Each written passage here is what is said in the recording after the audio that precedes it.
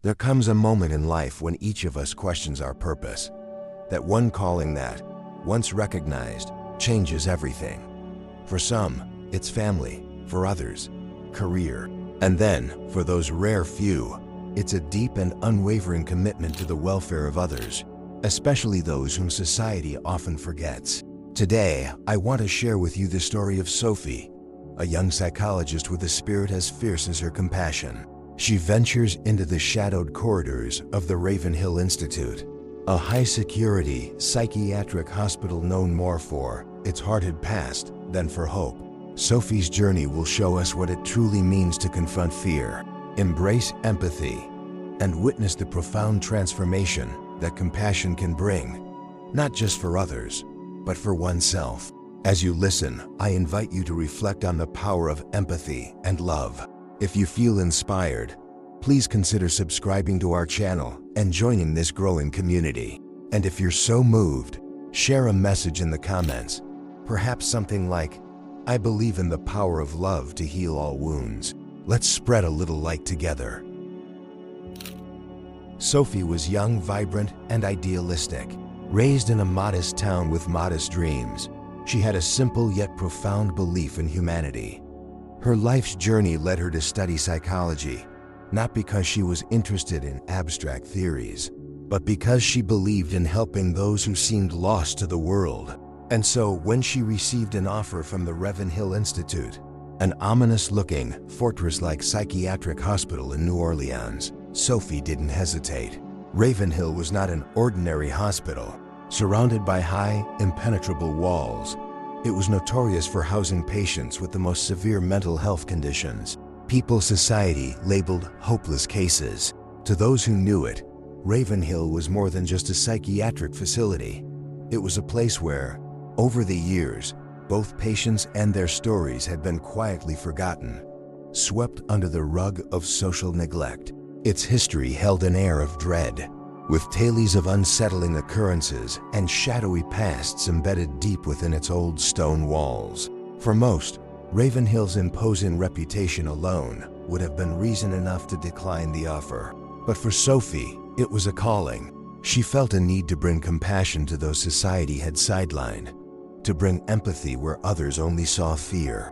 She wasn't naive, she understood the risks. Friends and mentors warned her, "Ravenhill has taken its toll on even the best of us," one of her professors had once said with a sigh. But her determination couldn't be swayed. Sophie didn't see people defined by their conditions. She saw their inherent humanity, buried under layers of hurt and trauma, waiting to be reached. As Sophie entered Ravenhill on her first day, she was struck by the building's starkness. The heavy gates, the thick iron bars on the windows, and the endless stone hallways painted a picture of isolation. Each corridor seemed to echo with the silence of forgotten souls. There was no laughter here, no signs of joy, just a profound, almost palpable sadness. It was a stark reminder that, despite modern advancements, some places in society were still treated like islands, cut off and left to drift alone in darkness. But Sophie was undeterred. Her footsteps echoed against the cold stone floor as she made her way to her assigned office, her resolve growing with each step. This was where she was meant to be. Her role as a psychologist here was clear, but Sophie saw her purpose as something greater, to offer her patients a glimpse of compassion, an understanding they had likely never experienced within Ravenhill's walls. She felt her heart beat stronger as she imagined the impact of just a few small acts of kindness. A genuine smile, a compassionate listening ear, the type of gestures that society often forgot, but that she believed could change lives. Sophie's arrival did not go unnoticed. The patients watched her with a mixture of suspicion and curiosity. They had seen professionals come and go, each one quickly disillusioned or frightened by the heavy emotional toll the place demanded. But there was something different about Sophie. She had a warmth, a presence that reached out even through the cold detachment of the institution's daily routines. The hospital staff, too, were curious. Most of them had become hardened over the years, not out of malice but as a necessary armor against the heartache they witnessed daily. They had learned that to survive in a place like Ravenhill, one had to maintain a certain emotional distance. And yet, watching Sophie with the patients, a flicker of hope sparked in their hearts. Hope that maybe, just maybe, someone could reach these forgotten souls. One nurse, an elderly woman who had been with Ravenhill for nearly 2 decades, took Sophie aside on her first evening. "You seem like a kind soul, dear," she said with a knowing look. "But Ravenhill is not kind. It swallows kindness, devours it. You'll need strength beyond what you know." Sophie smiled, taking the nurse's words not as a warning, but as a reminder of the importance of her mission. "Sometimes kindness is the only strength we have," she replied softly. And so, with each passing day, Sophie delved deeper into the rhythms of life at Ravenhill. She met patients from all walks of life, each carrying a unique burden of trauma and pain. Some were haunted by the horrors of their pasts. Others struggled under the weight of mistakes that felt too heavy to forgive. Sophie understood that, for these individuals, mental illness was more than a label. It was an identity they'd been forced to wear, a cloak of darkness that isolated them from the world. One evening, as Sophie was preparing to leave, she paused by a window overlooking the outer gates of the hospital. She thought of the world beyond, the world where people lived their lives with freedom, joy, and the comfort of loved ones. Here, within Ravenhill's walls, life was starkly different. Patients spent their days in a kind of forced solitude, punctuated by the routine of meals, therapy sessions, and long silent hours in their rooms. Their lives were bound by walls that, though physical, represented something much deeper, an emotional confinement that ran far deeper than stone and steel. But as Sophie stood there, something stirred within her, a spark of hope. These individuals were not lost causes. They were people with dreams, fears, and memories, people who had once loved and been loved. The darkness they lived with was profound, but it wasn't insurmountable. Sophie believed with a quiet intensity that if given even a sliver of empathy, their lives could shift, however slightly, toward light. As Sophie's first week drew to a close, she sensed an invisible shift within Ravenhill. The walls didn't feel quite as foreboding, and the faces of the patients began to reveal faint glimpses of curiosity, perhaps even hope. Her presence had already begun to make an impact, subtle but unmistakable. She knew the road ahead would be challenging, that there would be moments of doubt, times when the weight of the place might feel unbearable. But Sophie also knew that for every life she touched, even in the smallest of ways, she would be fulfilling her purpose. In those quiet moments, alone with her thoughts, Sophie made a promise to herself. She would not simply work within Ravenhill's walls. She would strive to bring light into its darkest corners. Her journey was only beginning, and she was ready. The next chapter will bring Sophie face to face with Ravenhill's hidden secrets, as she discovers the forgotten pasts of those around her. Stay with us as we follow Sophie's mission of empathy and resilience in the face of unimaginable hardship. Sophie began each morning at Ravenhill with a quiet sense of purpose, preparing her mind and heart for the challenges she knew lay ahead. Her first week had been a delicate balancing act, cautiously meeting patients, listening, learning the rhythms of the Institute. But beneath the daily routine, she felt an undeniable pull to understand more. Ravenhill held mysteries that went beyond the present. Its walls seemed to whisper of a troubled history, and Sophie sensed that understanding this hidden past might be key to understanding her patients, as well as her own purpose within these walls. On one of these mornings, Sophie ventured to a room tucked away in a far corner of the Institute, one most staff rarely visited, the archives. The room was dimly lit and filled with rows of metal cabinets, each drawer meticulously labeled with dates that stretched back decades. Here lay the records of patients who had come to Ravenhill over the years, each one a story of pain, confusion, and often injustice. These archives bore witness to countless lives that had been consigned to shadows, individuals whose conditions were not just medical but social. Many had been outcasts, sent here because they were inconvenient, misunderstood, or simply didn't fit the norms of their time. As Sophie opened the first drawer, the musky scent of aged paper filled the air. She ran her fingers over the folders, pulling one at random, and began reading. The patient had been admitted in the late 1940s, a young woman diagnosed with what the doctors of that era described as hysteria. Her treatment had been little more than an exercise in control, reflecting a world that saw her expressions of independence as symptoms rather than traits. Sophie felt her heart ache, reading the clinical notes, and found herself gripped by a profound sadness. This woman had lived and died here, her voice lost in medical jargon, her essence reduced to a diagnosis. And this was just one file among hundreds. Every record Sophie opened unveiled another story, each more heartbreaking than the last. In these pages, she saw lives marked by trauma, often stemming from circumstances far beyond the control of the patients themselves. Some had been committed after experiencing war, others had endured abuse, while some were victims of social attitudes that labeled the misunderstood as dangerous.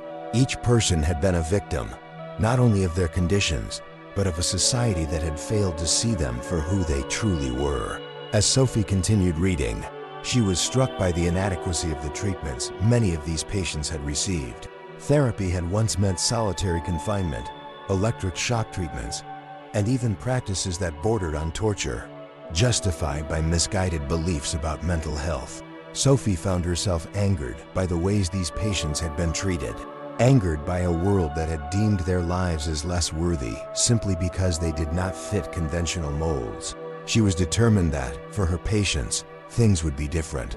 She would not let them be seen merely as cases to be managed. They were human beings with complex emotions, histories, and potential for healing, if only someone would see them clearly. In her quest through the archives, Sophie uncovered a particularly troubling file that captured her attention. It belonged to a man named Leonard, who had been committed to Ravenhill in the early 1970s. Leonard had once been a successful artist, but a traumatic incident had left him mentally scarred, and he had been brought here under the assumption he would be a danger to others. The records showed that his treatment had involved severe isolation, with the reasoning that solitude would calm his troubled mind. But instead, it had driven him deeper into his own darkness. Over time, Leonard had simply faded away, his spirit broken by the very system that was meant to help him. Sophie felt a chill run down her spine. Leonard's fate, like so many others, had been sealed by a lack of compassion, a failure of understanding that echoed through the years. She realized that Ravenhill had once been more of a prison than a sanctuary, a place where those society did not understand were hidden away rather than helped. And while times had changed, the legacy of that past still lingered, casting a shadow over every patient and caregiver within its walls. Returning to her office that evening, Sophie reflected on what she had uncovered. She could not change the past, but she could honor these lives by ensuring her patients received the care, dignity, and empathy they deserved. Leonard's file became a reminder to her, a silent promise that she would not let her own patients fall victim to the same neglect. She would treat each person with respect, as an individual deserving of a second chance. Her work the next day took on new meaning. She moved through the halls with a renewed sense of purpose, offering warm smiles to each patient she passed. In small ways, Sophie sought to change the atmosphere of Ravenhill. She arranged for small group sessions, encouraged patients to share their stories in a safe space, and began keeping a journal where she recorded the triumphs, however small, of each day. Her goal was to create an environment where her patients felt acknowledged, where they could speak freely and experience empathy, something that had been denied to so many others who had once walked Ravenhill's halls.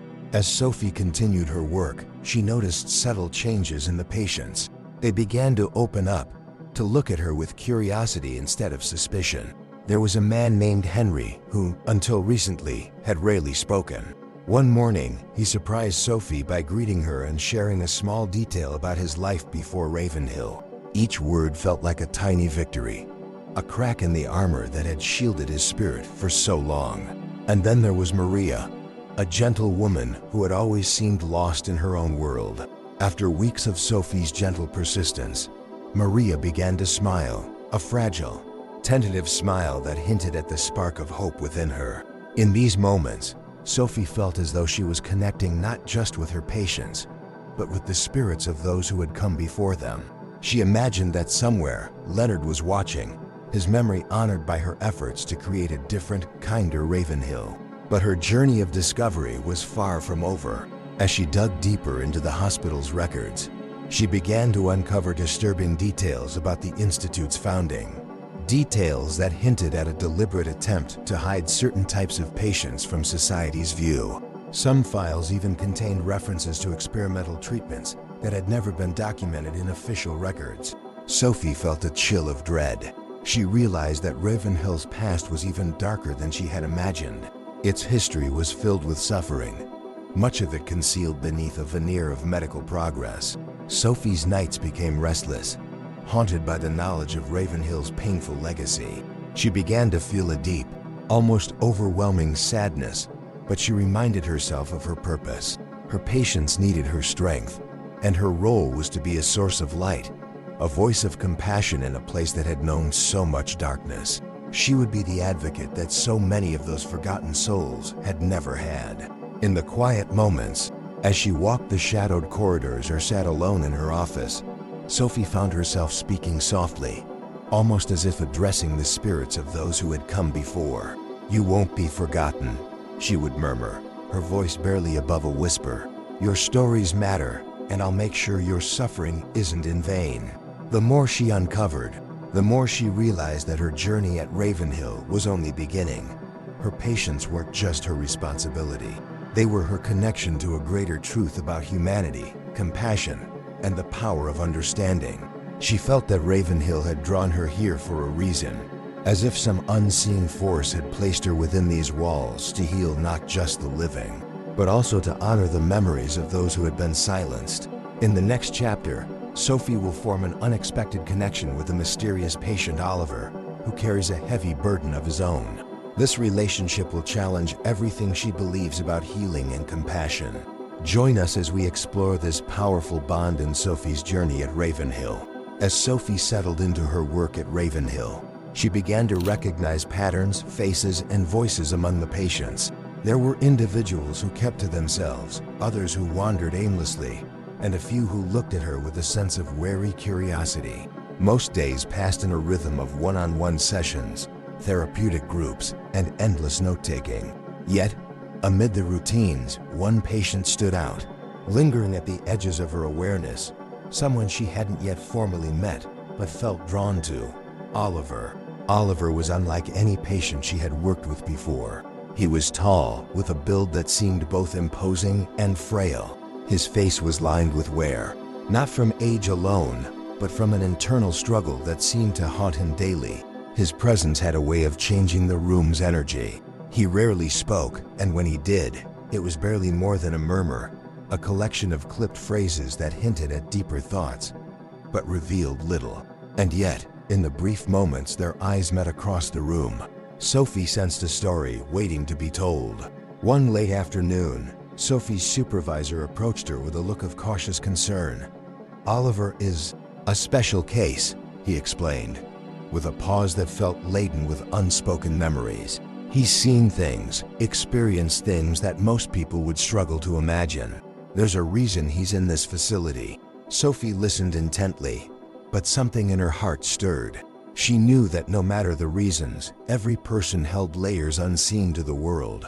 Stories that needed not only to be told, but also understood. After their conversation, she decided it was time. The next day, Sophie invited Oliver for a private session. He agreed, though with a hesitation that suggested he'd prefer to remain on the periphery, hidden from the light that her curiosity brought. As they sat across from one another in her office, a tense silence hung in the air. Sophie broke it gently, with a quiet smile and a warm, "It's good to meet you, Oliver." He looked at her, his gaze piercing yet distant, as if he were peering through a veil separating them. After a moment, Oliver spoke, his voice low and almost gravelly. "Meeting me might not be so good for you, Doc. People who get too close don't usually stay long." There was no malice in his words, just a resigned warning, as though he had seen this play out too many times before. But Sophie wasn't deterred. "Maybe this time will be different," she replied softly, meeting his gaze with a steady calmness that seemed to unsettle him. Their initial sessions were slow, like watching a door creak open 1 inch at a time. Oliver was guarded, his words few and carefully chosen. But as days turned into weeks, he began sharing fragments of his past. A dark, fragmented story of loss, survival, and regret. Piece by piece, Sophie learned that Oliver had been deeply scarred, not just by events, but by the actions and decisions he had made in the wake of those events. Oliver's story was like a vast ocean, with depths and currents Sophie couldn't yet fully fathom. He had once had a family, people he loved deeply, but an accident had taken them from him. An accident he blamed himself for, though the fault had not been his. He was left with nothing but memories that cut like glass and a guilt that had latched onto him like a shadow, unshakable and heavy. His days were marked by an endless loop of what if and if only, questions that had no answers but held him prisoner just the same. As Sophie listened, she could see the pain Oliver carried, an invisible weight that left marks on his soul. She felt her own heart breaking for him, but she knew that pity alone would not help him heal. Oliver needed someone who could stand with him in the darkness, who would offer a hand without judgment, and that was exactly what Sophie intended to be. Their sessions continued, and as they did, a fragile bond began to form between them. There were moments when Oliver would look at her, his eyes reflecting an old pain but also a flicker of something else. Trust, perhaps, or even hope. He began to tell her stories of the family he had lost, of the simple joys they had shared before everything changed. For Sophie, listening to him speak of these memories was like watching an artist paint with a palette of shadows and light, each word a brushstroke on a canvas marked by sorrow and love. One rainy afternoon, Oliver shared with Sophie a memory that stood out to him above all others. It was a summer evening, he began, his voice softer than usual, almost reverent. We were all outside, watching the fireflies. My daughter, she tried to catch one in her hand, and I remember the look on her face, this pure, unfiltered joy. She looked at me like I could do anything, like I was some kind of hero. He paused, his gaze distant. That's how I remember them, laughing in the light of those fireflies.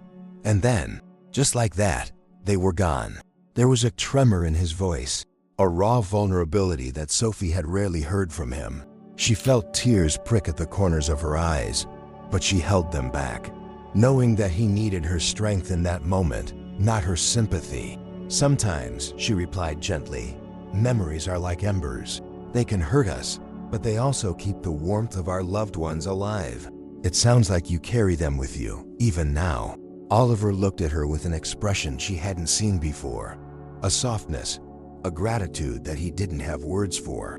Their sessions continued to grow in depth, each one peeling back layers of pain, revealing both darkness and light within him. For Oliver, these conversations became a lifeline, a bridge back to a world he had long believed himself unworthy of.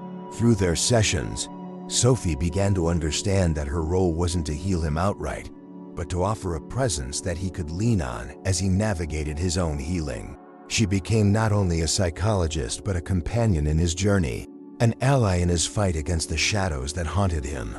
She realized that therapy wasn't about quick fixes or easy answers. It was about building trust, nurturing hope, and walking alongside someone, no matter how painful the road.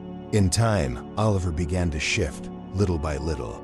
His demeanor softened, his shoulders didn't slump quite as much, and he even began to look her in the eyes more frequently. One day, he surprised her by saying, "You know, Doc, I think maybe they wouldn't want me to be this way. They wouldn't want me to be stuck here in this place." It was a breakthrough moment, a spark of self-realization that marked the beginning of something new within him. Sophie felt a surge of pride and gratitude, knowing that her work was making a difference. Yet, in the quiet moments, Sophie couldn't ignore a growing unease within herself. Working with Oliver had drawn her closer to the shadows of her own life. Memories she had buried and emotions she had locked away. She began to see that, in helping Oliver confront his pain, she was being led to confront her own. There was a strange, almost poetic symmetry in their connection. As she helped him heal, he was unknowingly helping her do the same. For Sophie, this journey was no longer just about helping a patient. It was about transformation, about seeing and being seen in the deepest sense. Oliver's progress was inspiring, but it was also a reminder of her own vulnerability, her own struggles. She knew that as they delved deeper into his story, her own past would likely resurface, demanding attention and healing in ways she hadn't anticipated. In our next chapter, Sophie's connection with Oliver will lead her to confront her own unresolved past, testing the limits of her strength and compassion. Will she find the courage to face her own shadows, just as Oliver is learning to face his? Stay tuned to see how their journey unfolds at Ravenhill. As Sophie and Oliver's sessions continued, their relationship deepened, evolving into something neither of them could have foreseen. Each session held moments of vulnerability that softened the walls they had built around themselves. For Oliver, the walls had been formed by years of grief, shame, and a profound sense of unworthiness. For Sophie, they had been created by the quiet sorrow she carried from her own life, scars she had buried beneath her dedication to helping others. In the small, unassuming office, these walls began to crumble bit by bit, revealing a shared humanity, a connection that felt as rare as it was profound. Sophie soon realized that her role with Oliver was no longer simply that of a psychologist observing a patient. It was that of a fellow human being offering companionship to someone who had been left isolated in the dark. Oliver, too, began to see Sophie as more than just a professional figure in a white coat. In her, he found someone willing to meet him in his pain, who did not shy away from his anger or retreat from his sadness. Sophie saw in Oliver not just a patient but a kindred spirit, someone who had been forced to confront the fragility of life and the complexities of forgiveness.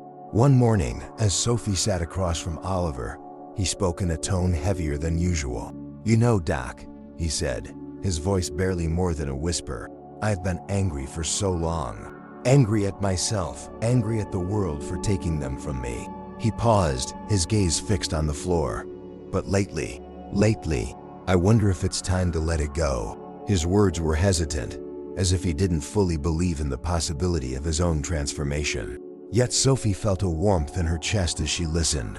She knew that this was a pivotal moment for him, the first step toward forgiveness. Sophie leaned forward, her voice gentle but steady.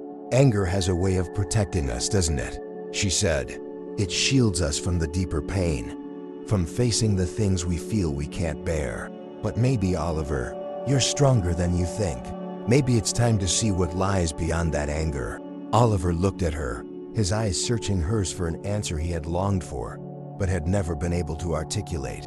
For the first time, he allowed himself to consider the idea that he was worthy of healing, that he didn't have to carry the weight of his past alone. Over the next few weeks, Sophie and Oliver's sessions became more than just appointments on a schedule. They became anchors in both their lives, moments of shared silence, laughter, and sometimes tears. In each session, Sophie witnessed Oliver's slow but steady transformation. His anger began to soften, replaced by a gentleness that seemed to have been waiting beneath the surface, hidden by years of pain. She saw glimpses of the man he had been before tragedy struck, a man with a warm heart and a deep capacity for love. Yet Oliver was not the only one undergoing a transformation. In helping him rediscover hope, Sophie found herself grappling with emotions she hadn't addressed in years. She began to confront the memories of her own past, experiences she had pushed aside to focus on her work. She realized that her journey with Oliver was forcing her to examine the parts of herself she had long neglected, to face the vulnerability she had hidden beneath her professional demeanor. And while this self-reflection was difficult, it was also deeply healing. Oliver's courage inspired her, reminding her that compassion was not just something she gave to others, it was something she needed to give to herself as well. One day, as they sat together in their usual space, Sophie noticed a change in Oliver's demeanor. He seemed restless, his fingers drumming on the armrest, his gaze flickering between her and the door. She asked him gently if something was on his mind. After a long silence, he spoke. "I don't know if I can keep going without knowing they're proud of me. It's like I'm still trying to prove that I'm worth something, even though they're gone." His words hung in the air, laden with years of unspoken grief and longing. Sophie's heart ached for him. She understood the depth of his pain, the way his past had wrapped itself around his sense of identity, shaping how he saw himself and the world. She took a deep breath, gathering her thoughts. "Oliver," she began, her voice soft but clear, "your worth isn't defined by what happened, by the losses you've endured. Your worth comes from who you are, from the kindness I see in you, from the courage it takes to face each day." He looked at her, his expression a mixture of disbelief and vulnerability. For so long, he had seen himself through a lens of failure and guilt, unable to accept that he was deserving of love or kindness. But in Sophie's words, he sensed a truth that he had been yearning to believe. He let out a shuddering breath, nodding slightly as if allowing himself, for the first time, to consider the possibility of his own redemption. From that day forward, something shifted between them. Their relationship grew into a delicate but powerful exchange of care and support. Sophie became a beacon for Oliver, guiding him as he began to redefine himself not by his past, but by the person he was becoming. At the same time, Oliver's resilience became a source of inspiration for Sophie. Through him, she was reminded of the power of forgiveness, not only toward others, but toward oneself. She realized that empathy was not just an act of giving, it was a mutual exchange, a bond that deepened with each shared moment. As the weeks turned into months, Sophie saw Oliver begin to open up to the world around him. He started participating in group sessions, sharing parts of his story with others. His voice no longer a whisper, but steady and clear. His presence became a source of comfort for other patients, many of whom were inspired by his journey of healing. He shared his memories, his struggles, his journey through grief, and in doing so, he gave others permission to confront their own pain. Sophie watched with a sense of pride and wonder as he took on a role she never would have imagined for him, that of a mentor, a guide to others who, like him, had once felt lost. In time, Oliver even began to explore ways to give back to the community that had once been his refuge. He proposed organizing a support group within the Institute, a space where patients could gather, share their experiences, and support one another in their journeys. Sophie supported him wholeheartedly, helping him set up the group and encouraging other patients to join. The group became a place of healing, a sanctuary within the Institute where individuals could find solace, empathy, and hope. For Sophie, witnessing this transformation was nothing short of miraculous. She realized that her work with Oliver had transcended the boundaries of traditional therapy. It had become a partnership, a journey of mutual healing that had brought them both closer to a place of peace. She had learned that to truly care for someone was not just to offer them support, but to allow oneself to be changed by the experience, to let go of one's own defenses and embrace the vulnerability that came with empathy. In the quiet moments after each session, as she walked the corridors of Ravenhill, Sophie felt a renewed sense of purpose. She knew that her role at the Institute was not just to help patients manage their symptoms or find temporary relief. Her role was to remind them, and herself, that even in the darkest places, love, empathy, and connection could bring light. She understood that the work she was doing was not about saving others, but about joining them in their journey, offering a hand, and walking alongside them as they found their way to healing. In the next chapter, Sophie will uncover the deeper history of Ravenhill, discovering a hidden network of patients and staff who support each other in unexpected ways. Stay with us to see how these bonds reveal the power of compassion in even the most challenging circumstances. As Sophie continued her work at Ravenhill, she became more attuned to the intricate web of relationships that existed within its walls. It was easy, at first glance, to see the Institute as a place of isolation, where patients were kept away from society and each other, lost in their own minds and struggles. But over time, Sophie began to notice small acts of kindness and compassion, subtle but unmistakable signs of connection that had formed despite the circumstances. Ravenhill, for all its bleakness, held within it a hidden heart, a silent yet profound network of care and solidarity. Her awareness of this hidden community started with a seemingly minor incident. One afternoon, Sophie watched as an older patient, Mr. Harlan, who had always kept to himself, slipped a small book into the hands of another patient, Maria, as they passed each other in the hall. Maria, in turn, gave him a quick nod and a faint smile, one of the rare times Sophie had seen her show any expression of emotion. Later that day, Sophie noticed Maria reading the book in a quiet corner, her face softening as she turned each page. There was something about this exchange that struck Sophie, a warmth, a quiet bond that transcended words. Intrigued, Sophie began to observe more closely, and soon she started to see a pattern. These small gestures were everywhere: a comforting hand placed on a shoulder, a gentle nod of encouragement during group sessions, and shared smiles that hinted at stories known only to those who had endured similar hardships. There were patients who left little notes of encouragement on each other's beds, tiny reminders that they were not alone. And then there were the staff members, like Mrs. Brooks, the elderly nurse who always seemed to have an extra cookie in her pocket for those who looked particularly downcast.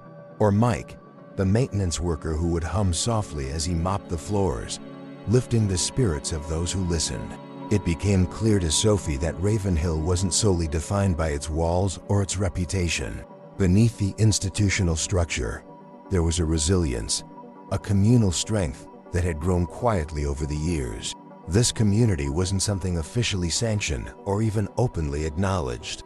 It was simply there, a natural response to the loneliness and hardship that each person faced. Sophie realized that, for many of the patients, these small acts of connection were vital. They were the threads that held them together, moments of humanity that broke through the isolation they felt. One afternoon, Sophie decided to speak with Mr. Harlan, hoping to learn more about this quiet network of solidarity. Mr. Harlan was a reserved man, his face weathered by time and perhaps by memories he didn't wish to share. He looked at her with a mix of curiosity and caution as she approached him. "I noticed the book you gave to Maria," Sophie began gently. "It seemed to mean a lot to her." Mr. Harlan shrugged, a faint smile tugging at the corners of his mouth. "Maria loves poetry," he said simply, his voice soft but steady. "That book has some poems I thought might give her a bit of peace." Sophie smiled, moved by his thoughtfulness. She realized that Mr. Harlan was part of a quiet effort to bring moments of comfort to those around him. "Thank you for that," she replied. "I think it means more to her than you might know."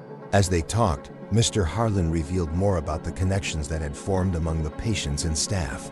"You know," he said thoughtfully, "we may not be family in the traditional sense, but there's a bond here, something that can't be put into words. We're all just trying to make it through each day. And sometimes a small act of kindness is all it takes to make a difference." Sophie left the conversation feeling both humbled and inspired. She understood that her role at Ravenhill wasn't just to provide therapy, but to support this network, to nurture the spirit of community that was already growing. She began to encourage her patients to share their stories during group sessions, hoping that by opening up to each other, they would find a sense of camaraderie and connection. Her approach wasn't met with enthusiasm by everyone, of course. Some patients were wary, hesitant to trust or expose their vulnerabilities. But over time, as they watched others share, a few began to open up, sharing fragments of their lives, their dreams, and the fears that haunted them. One of the most profound changes Sophie noticed was in Oliver. He began to participate more actively in the group, sometimes offering words of encouragement to others, his voice steady and sure. He shared stories from his past, moments of loss and guilt, but also memories of love and joy. These stories, once a source of immense pain, became a way for him to connect with others, to remind them and himself that they were not alone in their struggles. Through Oliver's example, other patients began to see that they too could find strength in vulnerability. There was Henry, a former soldier who had struggled with feelings of anger and regret for years. For him, listening to Oliver's story helped him confront his own emotions, to see that healing wasn't a solitary journey. And then there was Evelyn, a woman who had lived with anxiety so paralyzing that she rarely left her room. Inspired by Oliver's courage, she started attending group sessions, speaking only a few words at first, but slowly finding her voice. Sophie watched with awe as these individuals, once defined by their isolation, began to connect, to reach out to one another in small but significant ways. In these sessions, Sophie witnessed a transformation she hadn't anticipated. Patients who had once viewed each other as strangers began to see themselves as allies, bonded by shared experience and the simple need for human connection. They offered each other words of comfort, gestures of support, and sometimes just the quiet presence that reminded them they were seen, heard, and understood. Sophie felt privileged to be part of this unfolding community, to witness the healing that compassion could bring. As the bonds among the patients grew, Sophie noticed a ripple effect spreading through the staff as well. Those who had once approached their roles with a sense of detachment began to soften, influenced by the sense of unity that had taken root. Nurses and orderlies started to engage with patients more warmly, their interactions filled with kindness that went beyond mere duty. Ravenhill was still a place of hardship, but it was also becoming a place of shared resilience, a space where healing could happen in ways that defied conventional therapy. One evening, Sophie found herself sitting in her office, reflecting on all she had seen. She thought of the friendships that had blossomed, the lives that had begun to change in small but powerful ways. She realized that the heart of Ravenhill lay not in its structure or its policies, but in the people who inhabited it, in the strength they drew from each other. Sophie felt an overwhelming gratitude for this journey, for the privilege of witnessing such quiet, profound acts of courage. She knew that the work was far from over, that there would still be days filled with struggle, moments of despair. But she also knew that she was part of something much larger than herself, a force that had the power to bring light to even the darkest places. Sophie felt a renewed sense of purpose, a commitment to continue nurturing this community, to honor the resilience and compassion that had grown despite the challenges they faced. In the next chapter, Sophie will confront the challenge of forgiveness, both for herself and for her patients, as they grapple with the complexities of guilt and redemption. Stay with us to explore how forgiveness can be a pathway to healing and peace. As Sophie's journey at Ravenhill deepened, the theme of forgiveness surfaced repeatedly in her sessions. Ravenhill was a place filled with people haunted by past actions, choices, and moments they couldn't change. For many, the inability to forgive themselves was a daily torment, a shadow that tainted every hopeful thought with doubt and self-condemnation. Sophie realized that if she were to truly help her patients heal, she would need to guide them and herself through the difficult journey of forgiveness.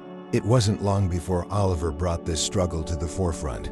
One afternoon, as they sat in their familiar office space, Oliver's face seemed drawn, his usually steady gaze clouded. After a long silence, he finally spoke, his voice heavy with regret. "Doc, sometimes I wonder if I even deserve to be here. I wonder if maybe this place, this life, is just a punishment, something I have to endure to atone for what I've done." Sophie listened, allowing his words to sink in. She had seen the weight Oliver carried, the guilt that had embedded itself so deeply within him. For so long, he had believed that he was beyond redemption, that forgiveness was a luxury reserved for those who hadn't hurt others or failed those they loved. And though Sophie knew that Oliver's past was filled with circumstances beyond his control, she also understood that his pain was real, rooted in a genuine desire to make amends for the mistakes he felt he had made. "Oliver," she began softly, "forgiveness isn't about erasing the past. It's about finding a way to live with it, to acknowledge what happened and still believe in your own worth. We can't change what's behind us, but we can change how we choose to live going forward."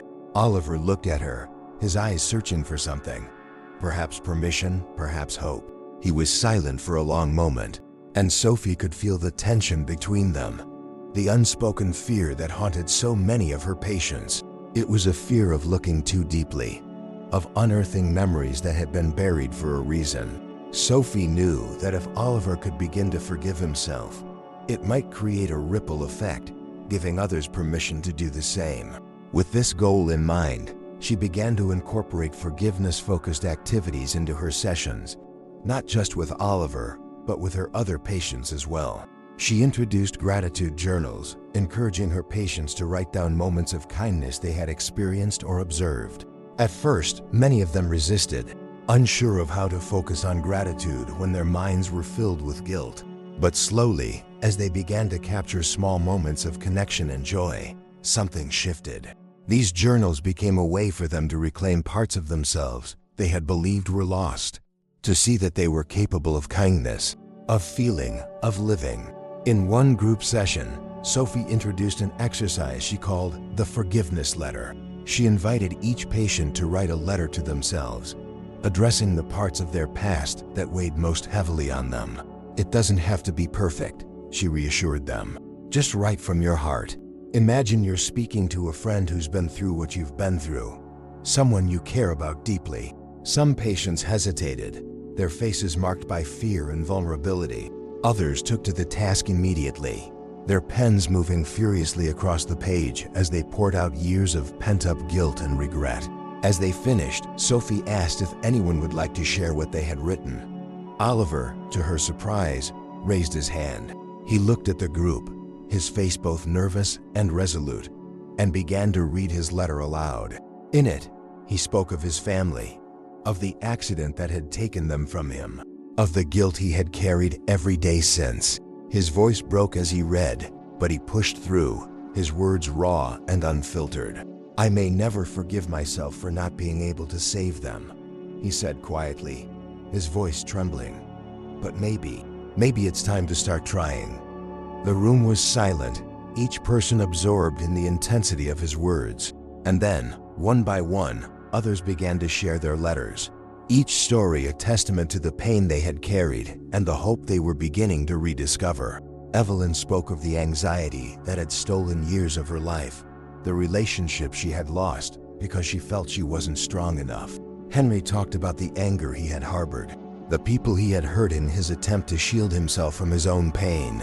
Each voice, each story, wove together to create a tapestry of shared humanity, a reminder that they were not alone in their struggles. Through these sessions, Sophie saw her patients begin to heal, not in grand, dramatic ways, but in the quiet, subtle shifts that marked true transformation. She watched as they began to let go, to release the bitterness and resentment that had held them captive for so long. Forgiveness was not a single moment of clarity. It was a gradual process, a daily choice to move forward, to believe in the possibility of a future unburdened by the past. But as she guided her patients through this journey, Sophie couldn't ignore her own struggles with forgiveness. She realized that, in her relentless drive to help others, she had neglected her own wounds, her own need to forgive herself for the mistakes she had made. She had always held herself to an impossible standard, believing that any failure, any moment of doubt or weakness was a betrayal of her purpose. It was only now, in the stillness of Ravenhill, surrounded by the courage of those she served, that Sophie saw the parallels between her patients' struggles and her own. One evening, as the sun dipped below the horizon, casting long shadows across her office, Sophie sat alone, a blank sheet of paper in front of her. She took a deep breath, her heart pounding as she picked up her pen and began to write. Her words were hesitant at first, but soon they poured out, a torrent of emotions she had kept buried for years. She wrote about the time she had doubted herself, the guilt she felt for the patients she hadn't been able to help, the self-blame that had become a constant companion. As she wrote, something inside her softened. She began to see herself not as a flawless caregiver, but as a human being, someone who, like her patients, was worthy of compassion and understanding. She finished the letter with a simple but powerful statement: "I forgive myself." It was the first time she had allowed herself to let go of the weight she had been carrying, the belief that she had to be perfect to be valuable. The next day, Sophie entered her sessions with a renewed sense of peace. She shared her own story of forgiveness with her patients, not to shift the focus onto herself, but to show them that even those who appeared strong had their own battles. Her openness encouraged others to continue their journey of forgiveness, to see that the path was not linear but filled with ups and downs, moments of strength and moments of doubt. And through it all, they supported each other, a community bound not by their mistakes, but by their resilience, their willingness to heal, In time, Sophie noticed that the atmosphere within Ravenhill had changed. Patients began to treat each other with a newfound gentleness, a patience born from their shared journey. Staff members, too, became more attuned to the humanity of those they cared for, inspired by the bravery they saw every day. Ravenhill was no longer just a facility. It was a place of transformation, a sanctuary where healing was not only possible but celebrated. For Sophie, the journey of forgiveness became a lifelong practice, a commitment to herself and to those around her. She knew that there would still be days of doubt, moments when she questioned her worth. But she also knew that forgiveness was not a destination, but a way of living, a daily choice to embrace both the light and the shadows within herself. In the next chapter, Sophie will help Oliver and others explore creative outlets, like art as a powerful tool for healing, bringing hope and self-expression to those who once felt voiceless. Join us as we delve into the transformative power of creativity in Sophie's journey at Ravenhill. As Sophie continued her work at Ravenhill, she realized that while words held power, there were some emotions that went beyond language. For many of her patients, verbal expression was difficult. Their pain, memories, and regrets often felt too vast, too complex to be contained within sentences. Sophie sensed that, for some, healing might come from a different form of expression, one that allowed them to confront their emotions in ways words could not.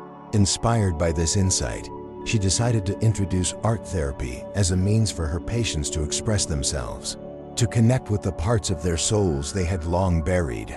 Her first step was to gather supplies: paints, brushes, charcoal, colored pencils, and blank canvases. She set up a space in one of the quiet rooms, transforming it into a makeshift studio.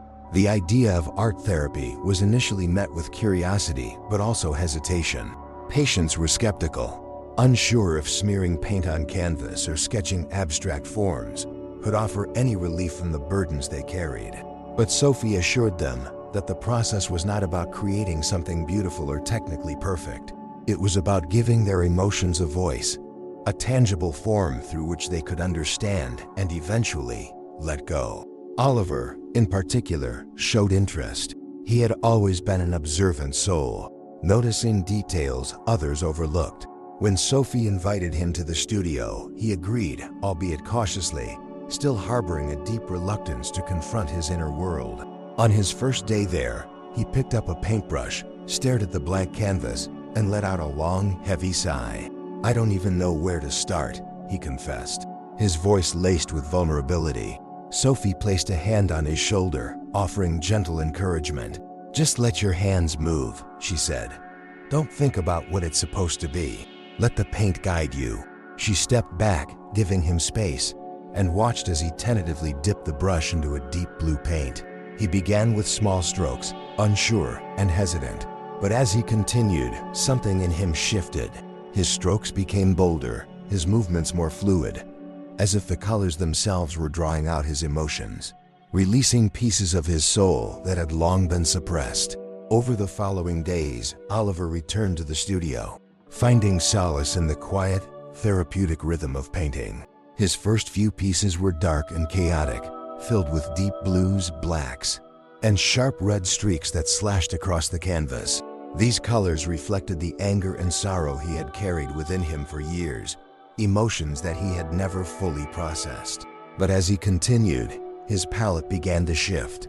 He started using softer colors, shades of green, muted yellows, and the occasional touch of white. His lines became gentler, his compositions less chaotic. Through his art, he was discovering a new way of being, a place of calm within the storm of his mind. Sophie noticed the transformation not only in his paintings, but in Oliver himself. His demeanor softened, his gaze became steadier, and he began to hold himself with a quiet confidence. One day, as they sat in the studio together, he spoke, his voice filled with a kind of reverence. "It's strange," he said, looking down at his latest painting, a soft abstract landscape in shades of green and gold. "I never thought I'd feel peace again. But when I paint, it's like I'm somewhere else, somewhere safe." Sophie smiled, her heart swelling with pride and gratitude. Art has a way of showing us parts of ourselves we've forgotten, she replied. Sometimes it helps us see things we didn't know were there, or things we've been too afraid to confront. She encouraged Oliver to keep exploring, to let his art be both a mirror and a window, a way to see himself clearly and to glimpse a life beyond the pain. Oliver's art soon became a source of inspiration for others at Ravenhill. His fellow patients would stop by the studio to watch him paint, drawn to the colors and the stories they seemed to tell. Inspired by Oliver's progress, others began experimenting with their own forms of expression. Henry, who had always been guarded and tense, found himself drawn to charcoal, sketching rough, powerful images that reflected the inner turmoil he had never voiced aloud.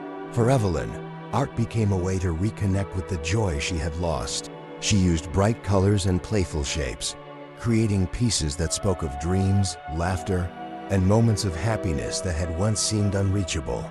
Sophie was deeply moved by these transformations.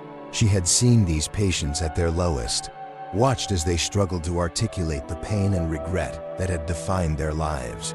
Now, through their art, they were finding new ways to connect, not only with themselves, but with each other. The studio became a sanctuary, a place where words were no longer necessary, where each stroke of the brush, each line of charcoal, spoke volumes. In this space, they were not defined by their diagnoses or their pasts. They were simply creators, individuals exploring their souls, painting their fears, their hopes, and their memories. The art studio became a hub of connection within Ravenhill. Patients who had once been strangers now shared glances of understanding as they worked side by side. There was an unspoken bond between them, a shared experience of confronting the shadows within. Sophie encouraged group art sessions, where patients could work on collaborative pieces, each adding their unique touch to a collective canvas. These sessions brought out a spirit of cooperation and empathy, as each person learned to respect the stories and emotions of others. In time, they created a mural together, a vibrant, chaotic, yet beautiful blend of colors and styles, symbolizing their individual journeys and their shared resilience. Sophie herself felt transformed by these experiences. Watching her patients embrace art as a form of healing reminded her of the power of creativity, not just as a therapeutic tool, but as a means of personal liberation. She began to explore her own art, sketching simple images after her shifts, finding a quiet joy in the act of creating something purely for herself. She realized that healing wasn't only for her patients. It was a process she needed as well, a reminder that she too had parts of herself that needed care and attention. As the weeks passed, Sophie decided to organize a small exhibit within Ravenhill, a celebration of the artwork her patients had created. With the support of the staff, they transformed a common room into a gallery, displaying each piece with care and reverence. Patients walked through the space, viewing the works of their peers, their faces lighting up with recognition and pride. For many, it was the first time they had seen themselves as artists, as individuals, capable of creating something meaningful. Oliver's work was a centerpiece of the exhibit. His journey from darkness to light was evident in his paintings, a visual narrative of his healing process. Standing beside his pieces, Oliver looked different, more confident, more at peace. Sophie joined him, a quiet smile on her face. "You've created something beautiful here, Oliver," she said softly. "Something that will inspire others, just as you have inspired us." He looked at her, gratitude shining in his eyes. "I never thought I'd feel like this again, Doc. I never thought I'd have something to offer." Sophie felt a surge of pride, knowing that he had come so far. "You've always had something to offer, Oliver," she replied. "Sometimes it just takes a little time to see it." As the exhibit came to a close, Sophie felt an overwhelming sense of fulfillment. She had witnessed a profound transformation, not only in her patients, but in herself. Ravenhill had become more than a place of healing. It had become a community, a family bound not by blood, but by shared experiences, by the courage to face pain and the desire to create something new from it. Sophie knew that the journey wasn't over, that there would still be difficult days, challenges that would test them all. But she also knew that they had found something within themselves, a strength and a compassion that would carry them forward. She felt a renewed commitment to her work, a deepened understanding of what it meant to heal, to be healed, and to walk beside others on the path to wholeness. In the next chapter, Sophie will share a piece of her own story with her patients, revealing the scars she carries and showing that even caregivers are not immune to pain. Join us as we explore the invisible marks of love and the power of vulnerability in Sophie's journey at Ravenhill. In her time at Ravenhill, Sophie had listened to countless stories, each one unveiling a different shade of pain, resilience, and hope. She had always felt that her role as a psychologist was to offer stability, a sense of quiet strength that her patients could lean on as they navigated their own hardships. But as she grew closer to them, she realized that true healing often required more than just listening. It required vulnerability, a willingness to share parts of herself as well. This realization came to a head one late afternoon in the middle of a group session. The patients had been discussing the concept of love and loss, a topic that resonated deeply with many of them. Some shared stories of family and friends they had lost, relationships that had fractured under the weight of mental illness, and moments of happiness that felt distant and unattainable. Oliver, too, had spoken, his words marked by a quiet sorrow that Sophie recognized all too well. As she listened to them, Sophie felt a familiar ache in her chest, a reminder of the losses she too had endured.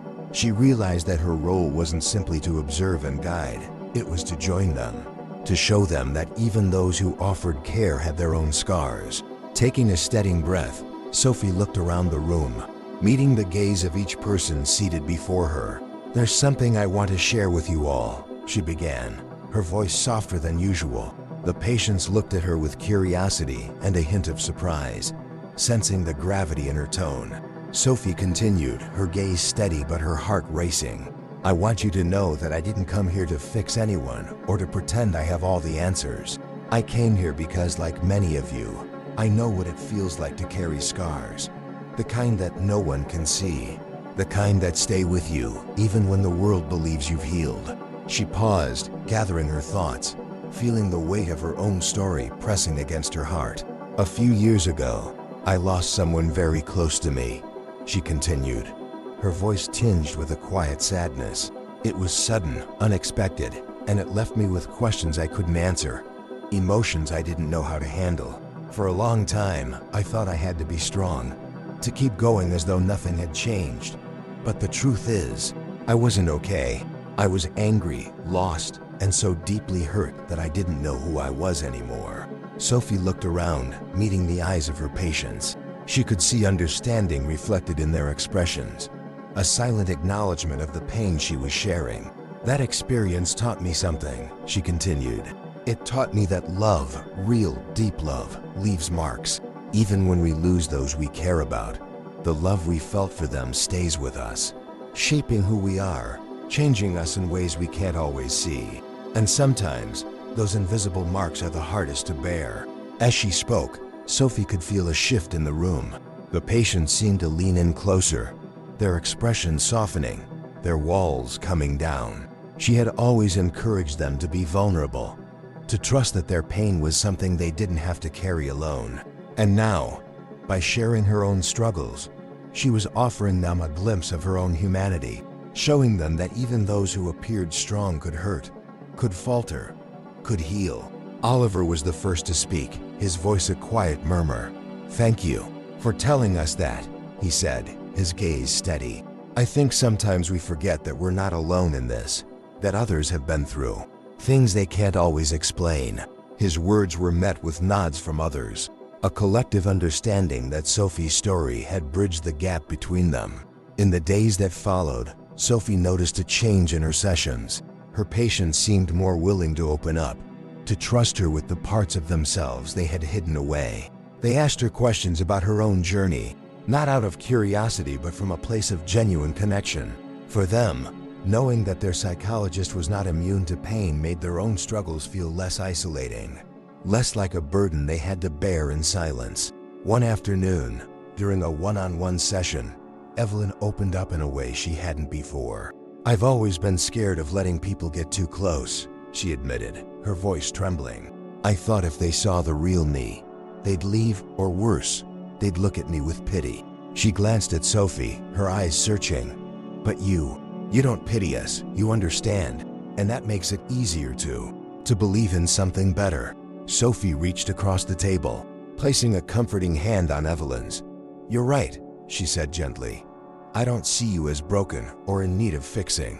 I see you as strong, as someone who has been through so much and is still here, still willing to heal. And that's something to be proud of." Evelyn's eyes shimmered with tears, but she smiled, a faint but genuine expression of gratitude. The impact of Sophie's vulnerability spread beyond her individual sessions. In group therapy, patients who had once remained silent began to speak, sharing parts of their stories with an honesty that hadn't been there before. They spoke of their fears, their dreams, the love they carried for people who were no longer with them. Some of them cried, others laughed, and together they created a space of mutual acceptance, a sanctuary where they could be fully seen and heard. For Oliver, Sophie's story resonated on a profound level. He too had lost loved ones and had spent years trying to bury the pain, believing that acknowledging it would make it unbearable. But seeing Sophie's strength, her willingness to embrace her own scars, gave him a newfound sense of courage. He began to view his own pain not as a weakness, but as a part of his humanity, something that connected him to others rather than setting him apart. In one session, he shared a memory with the group, a moment he had previously kept locked away. "I used to think that by moving on, I'd be betraying their memory," he admitted, his voice thick with emotion. "But now I realize that maybe honoring them means living, carrying their love with me in a way that doesn't destroy me." Sophie felt a swell of pride and compassion as she listened. She could see the transformation in Oliver's eyes, the shift from guilt to acceptance, from isolation to connection. In embracing his pain, he was finding a way to live with it, to let it become a part of him without letting it define him. As the group continued to meet, they began to create rituals to honor the loved ones they had lost, the parts of themselves they were reclaiming. Some patients brought in photographs or mementos, small tokens of the lives they were learning to remember with tenderness rather than despair. They shared these items with each other, telling the stories behind them, celebrating the lives that had left invisible marks on their hearts. Sophie, too, felt the healing power of these rituals. She found herself revisiting her own memories, the love she had lost but never truly let go. In doing so, she realized that Ravenhill had given her a gift as profound as the one she was offering her patients. It had taught her that healing was not a solitary journey, that true strength lay in embracing both the light and the shadows within. The experience of sharing her story, of being vulnerable alongside her patients, brought a new sense of purpose to Sophie's work.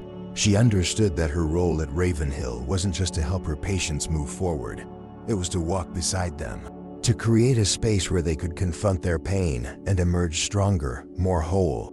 Together, they were building a community rooted in compassion, a family bound not by blood, but by shared resilience and the invisible marks of love. As Sophie left Ravenhill that evening, she felt a quiet peace settle over her, a sense of fulfillment that went beyond words.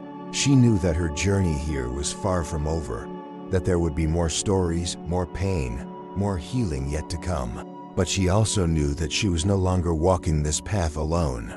Her patients had taught her as much as she had taught them, each one a testament to the power of vulnerability, the beauty of shared humanity. In our next chapter, Sophie and Oliver will take their first steps toward envisioning new lives beyond Ravenhill, exploring the possibilities of hope and healing in the world outside. Join us as we witness their paths to new beginnings and the transformative power of true connection. After months at Ravenhill, Sophie could see profound changes in the people around her. Her patients, once withdrawn and distrustful, now carried themselves with a quiet confidence, each bearing the marks of their journey toward healing. They had shared their stories, faced their fears, and found strength in each other. For Sophie, witnessing these transformations filled her with a renewed sense of purpose, a belief that true healing could emerge even from the darkest places. Among all her patients, Oliver's transformation was perhaps the most striking. He had gone from a man consumed by guilt and anger to someone who dared to envision a future, someone who had learned to forgive himself and others. As they sat together in her office one afternoon, he looked at Sophie with a mix of gratitude and uncertainty. "I never thought I'd get to this point," he said, his voice steady but filled with emotion. "A part of me thought I'd be here forever, stuck in the past. But now I feel like maybe there's more waiting for me out there, beyond these walls." Sophie smiled, feeling a surge of pride for the journey Oliver had undertaken. She had seen him confront his deepest fears, watched as he uncovered his own strength, his capacity for resilience. "You've come so far, Oliver," she replied gently. "The person you are today, it's someone who's been through the fire and come out stronger. And whatever path you choose, know that you carry that strength with you." Oliver looked thoughtful, his gaze drifting to the window, where he could see a patch of sky framed by the iron bars. I want to share my story to help others who feel trapped like I did," he said, almost as if he were speaking his dream into existence. "I want them to know they're not alone, that there's a way forward, even when it feels impossible." Sophie felt her chest tighten with emotion. "That's a beautiful goal, Oliver," she said. "Your story is powerful, and I think sharing it could make a real difference, not just for others, but for you as well."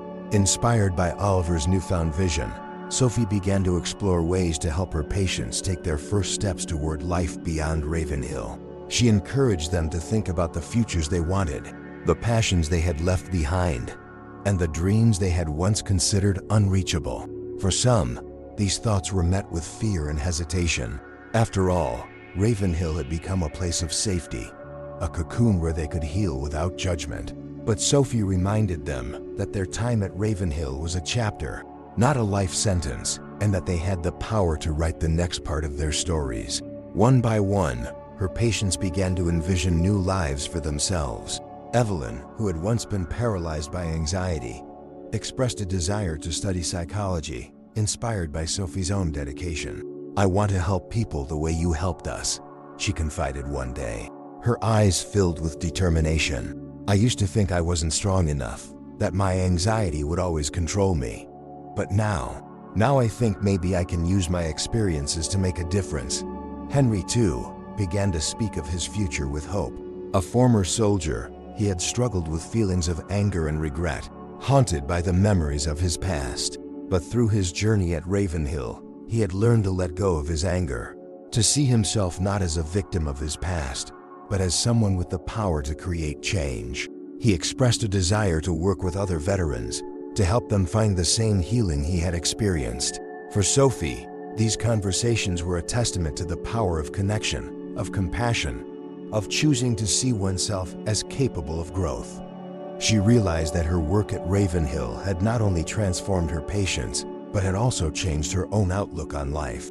She felt a sense of pride, not for herself, but for the courage her patients had shown, the willingness to believe in themselves and their potential to heal.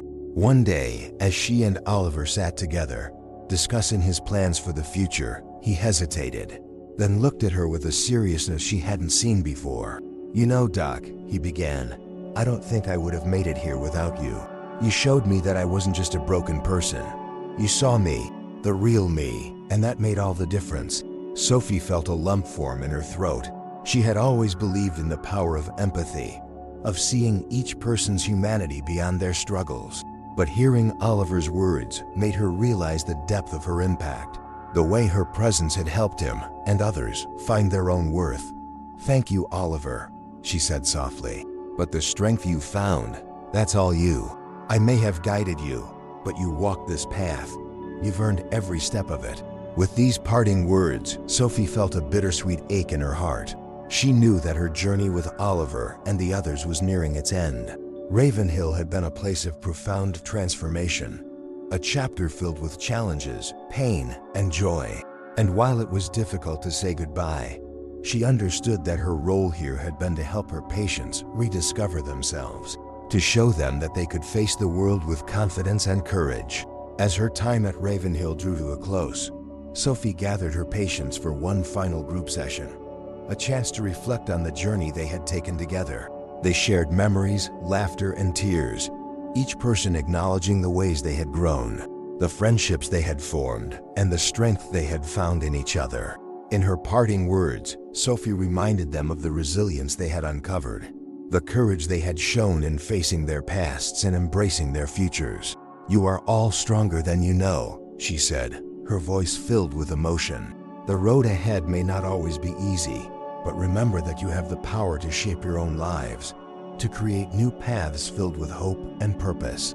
And wherever life takes you, know that you are never alone." After the session, as she walked through the familiar halls of Ravenhill one last time, Sophie felt a profound sense of fulfillment. She knew that her journey here had not only impacted her patients, but had also transformed her own life. She had learned that healing was not just about treating symptoms or solving problems. It was about creating connections, offering compassion, and walking alongside others as they found their way back to themselves. As she left Ravenhill, Sophie carried with her the memories of those she had helped, each one a reminder of the beauty and resilience of the human spirit. She knew that her work was far from over, that there would be more lives to touch, more hearts to heal. And with this understanding, she felt a renewed commitment to her calling, a belief that her role was not just as a healer, but as a witness to the strength and courage that lay within each person she encountered. In our final chapter, Sophie's impact will echo through Ravenhill, bringing hope and a renewed sense of purpose to those who remain. Join us as we celebrate her legacy and the new beginnings she has inspired within the walls of Ravenhill. Sophie's departure left a noticeable gap in the halls of Ravenhill. Her warmth, compassion, and resilience had woven an invisible thread through the lives of her patients and colleagues alike, uniting them in ways none of them had expected. For the patients who had shared in her journey, Sophie's absence was bittersweet. She had opened doors for them, helping them see the possibility of new beginnings. And now, as they took their own steps forward, they carried her lessons with them. The art studio, which had once been a quiet experiment, continued to thrive. Oliver, whose paintings had grown into a testament of his journey, took on an unexpected role as an informal leader within the group. He encouraged others to explore art as a form of healing, guiding them with the same patience Sophie had shown him. He spent hours in the studio, working on a large canvas that depicted scenes of Ravenhill's past, the dark corridors, the shadows of confinement, but also glimmers of light, rays of hope breaking through the gloom. Oliver's mural became a central piece in the studio, a powerful symbol for everyone who saw it. Patients who had once viewed themselves as isolated, disconnected from the world and each other, began to see their stories reflected in the painting. It was a reminder that they were part of something larger, that their pain, their struggles, and their resilience had meaning beyond the walls of Ravenhill. Evelyn, inspired by Sophie's dedication, began organizing group discussions for patients who wanted to explore their own experiences with mental health. She invited staff members to join in, fostering a sense of unity and understanding that had been lacking before. Her own journey from fear to courage was an example that resonated deeply with those around her. The once timid woman who had avoided eye contact now spoke with confidence, her voice a steady reminder that healing was possible for everyone, no matter how long the journey. Henry, too, found his purpose within the community Sophie had left behind. His experiences as a soldier had once filled him with anger and guilt, emotions he had believed would consume him forever. But through his time at Ravenhill, he had learned to release the bitterness, to see himself not as a prisoner of his past, but as someone capable of offering support to others. He began leading physical activity groups, encouraging patients to channel their energy into movement, reminding them of their own strength and resilience. In doing so, Henry discovered a sense of fulfillment that he had never thought possible, a newfound peace in guiding others toward hope. Sophie's legacy was felt not only by the patients, but by the staff as well. Mrs. Brooks, the nurse who had once warned Sophie about the dangers of Ravenhill, found herself inspired by the changes she saw in the patients. She began interacting with them more openly, offering small gestures of kindness that went beyond her duties. She saw each of them not as diagnoses or cases, but as individuals with unique stories, each deserving of respect and compassion. The maintenance worker, Mike, who had once viewed his work as a solitary task, started taking time to listen to the patients, to exchange a few words of encouragement as he went about his daily routine. He began to see his role not just as maintaining the facility, but as contributing to the lives of those who lived within its walls. Ravenhill was becoming more than just an institution. It was a community, a place where healing was a shared effort, nurtured by every person who walked its halls. The changes were subtle at first, but over time, they grew, transforming the atmosphere of Ravenhill. Patients who had once felt invisible began to find their voices. Group sessions were filled not only with stories of pain, but with laughter, moments of joy, and the comfort of knowing they were no longer alone. The art studio became a gathering place where patients could express themselves freely, their creations reflecting both their struggles and their triumphs.